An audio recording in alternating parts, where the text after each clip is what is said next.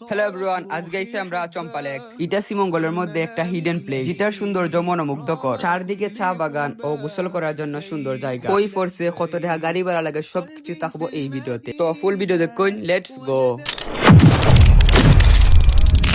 Hello everyone, আমি সাই। আজকে title দিকে বুঝিলেছি আমরা কইছি ঠিকানা যাওয়ার লাগি সর্বপ্রথম শ্রীমঙ্গল আওয়া লাগবে। যে কোনো টমটম ড্রাইভারে চম্পালেকের কথা কইলে তারা লইয়া যাইবো। আমরা গেছিলাম 60 জন, এর লাগি 80 টাকা নিছে, যা জন প্রতি মাত্র 20 টাকা করে পড়ছে। আর এটা লোকেশন পড়ছে বারাউড়া চা বাগান। দেখতে দেখতে আমরা আইছি বারাউড়া বাজারও। বাজার ফারাইয়া দুই সাইডে দি বাগান, মাঝখানে দি রাস্তা। কি সুন্দর যাওয়ার মুহূর্ত উপভোগ করতে করতে আমরা আইছি লেকে যাওয়ার রাস্তা। ইকান পর্যন্তই গাড়ি যাইবো, এর ভিতরে আর যাইতো না। ইকান তাকি হাঁটা শুরু, দুই সাইডে চা বাগান, মাঝখানে দি রাস্তা। বন্ধু বান্ধব একসাথে হেঁটে যাওয়ার মজাই অন্যরকম। ইকান তাকি লেকো যাইতে 15 থেকে 20 মিনিট সময় লাগে। এদিকে একটা রাস্তা পড়ছে, আপনারা এদিকে না গিয়া সোজা যাইবা। এত সুন্দর চা বাগান, বুঝা যায় কেউ নিজ হাতে সাজাইয়া তৈছে। আপনাদের যাইতে অসুবিধা হইলে স্থানীয় মানুষরে কইলে তারা দেখাইয়া দিব। বাম দিকে একটা রাস্তা গেছে, এদিকে না গিয়া আপনারা ডাইন দিকে যাইবা। অনেক সময় হাঁটতে হাঁটতে আবারও ওদিকে একটা রাস্তা গেছে, আপনারা ওদিকে না গিয়া সোজা যাইবা। আমরা লেকের সামনে, আর বেশি দূরে নাই। ফাইনালি আমরা আইছি লেকো। কত সময় বইয়া চা বাগানের ভিউ দেখলাম। কাপড় চেঞ্জ কইরা আমি গেছি গোসল করার লাগি।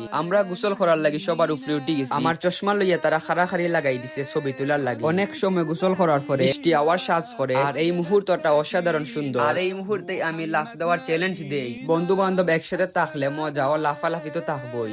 মেঘ আওয়ার এক মুহূর্ত আর সুন্দর সুন্দর পানি পাহাড়, এর মধ্যে শুধু চম্পালে গাইলি যাইবে, আর কোনো খানো নাই।